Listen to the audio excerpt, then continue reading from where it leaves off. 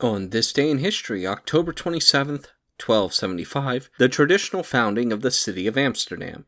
Included in the following is an excerpt from the 1944 edition of the Encyclopedia Britannica, going over the history of the city.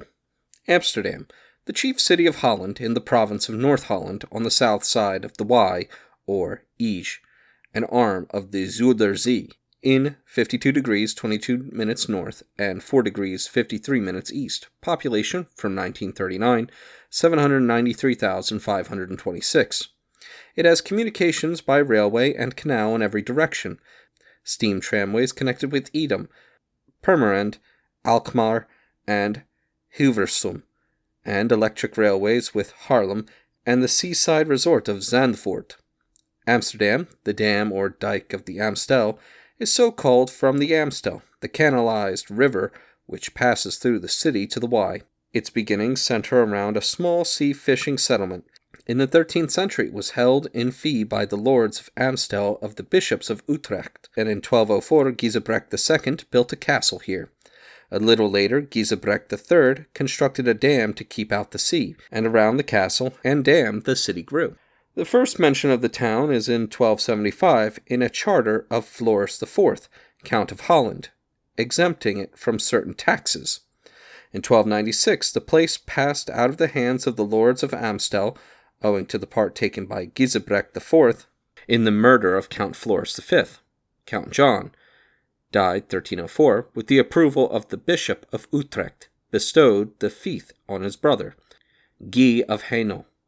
Guy gave the town its first charter in 1300, with a bailiff, Schot, and judicial assessors, Scabini or Schopenen, the overlord supremacy being guarded, and an appeal lying from the Scabini, in cases of disagreement, to Utrecht. In 1342, more extensive privileges were granted by Count William IV, including the freedom from tolls by land and water in return for certain annual dues. In 1483, the town was surrounded with walls. During the religious troubles of the 16th century, its prosperity increased owing to influx of refugees from Antwerp and Brabant. Amsterdam, influenced by its trading interests, did not join the other towns in revolt against Spain until 1578. In 1587, the Earl of Leicester made an unsuccessful attempt to seize it. The greatest development of Amsterdam was due, however, to the Treaty of Westphalia in 1648. By which its rival, Antwerp, was ruined, owing to the closing of the Scheldt. The city held out obstinately against the stadholders, and in 1650 opened the dikes to prevent William II seizing it.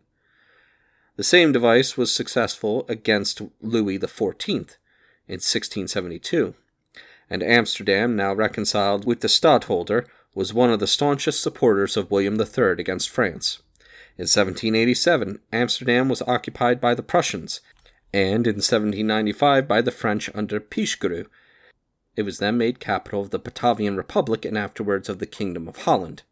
In 1810, this was united with the French Empire, and Amsterdam was recognized officially as its third town following Paris and Rome. The modern city has been built to a great extent over boggy ground, and the foundations of the buildings were made secure by driving long piles into the firm clayey soil below. The city suffered only slight damage during the 5-day German attack on the Netherlands in May 1940. On the landward side, the city is surrounded by a fosse or canal, and was at one time fortified, but the ramparts have been demolished, and replaced by gardens and houses. One gateway, the Mudirpoort, still stands. Within the city are 4 canals, grachten, with their ends resting on the Y, extending in polygonal crescents nearly parallel to each other and to the outer canal. Lesser canals intersect the others radially, thus virtually dividing the city into a number of islands. The nucleus of the town lies within the innermost crescent canal, and with the large square, the dam, in the center represents the area of Amsterdam about the middle of the 14th century. At one end of the enclosing canal is the Strijgerstoren, 1482, or Weeper's Tower, on the ancient harbor, the scene of former sorrowful leave-takings. Between this and the next crescent, Herengracht, there sprang up, on the east, the foreign quarter where the large Jewish population is located, and where Rembrandt lived. 1640 to 1656. and Spinoza was born 1632. Beyond the Herengracht lies the Keizersgracht and the Prinsengracht, respectively. And these three celebrated canals, with their tree-board quays and old-fashioned houses, form the principal thoroughfares of the city. West of the Prinsengracht lies the district called De Jordan, a corruption of Les Jardins, for its streets are named after various flowers. It was formed by the settlement of French refugees after the revocation of the Edict of Nantes. The outermost crescent canal is called the Single Girdle, and marks the boundary of the city at the end of the 17th century. The city's long connection with the sea produced its seamen, merchants, and explorers.